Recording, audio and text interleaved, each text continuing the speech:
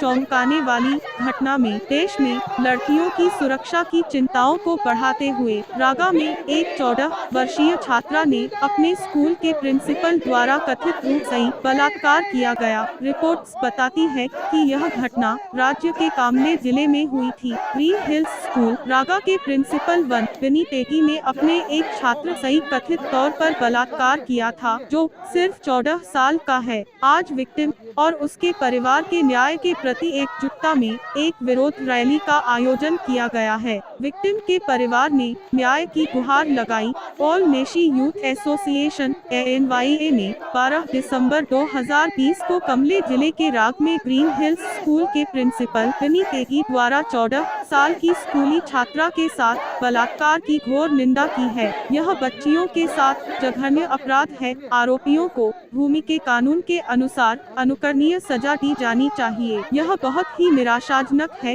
कि बालिका विद्यालय में भी सुरक्षित नहीं है और राज्य सरकार को अरुणाचल प्रदेश के विद्यालयों में बालिकाओं के खिलाफ अपराध के उन्मूलन के लिए कुछ सुरक्षा उपाय कानून बनाने चाहिए। पुलिस के अनुसार यह घटना 12 दिसंबर को हुई थी, लेकिन उन्हें मंगलवार को शिकायत मिली। इस बीच राग पुलिस ने मंगलवार को ग्रीन हिल्स स्कूल के प्रिंसिपल विनी टेकी को गिरफ्तार किया और तदनुसार पीड़ित परिवार द्वारा लिखित शिकायत के आधार पर पॉक्सो अधिनियम के तहत संबंधित धाराओं के तहत एक प्राथमिकी दर्ज की। करना अगर स्कूल को सील नहीं करते तो हम लोग क्या करेंगे? हम लोग घर को आग जला देंगे, ये स्कूल को हम लोग आग जला देंगे। और उसके बाद हमारे मांगे ये है कि हम लोग को ये विनी टेकी चाहिए। अगर विनी टेकी नहीं होगा तो हम लोग औरत लोग कल यहाँ से आज शाम से हम लोग सब बेच जाएंगे।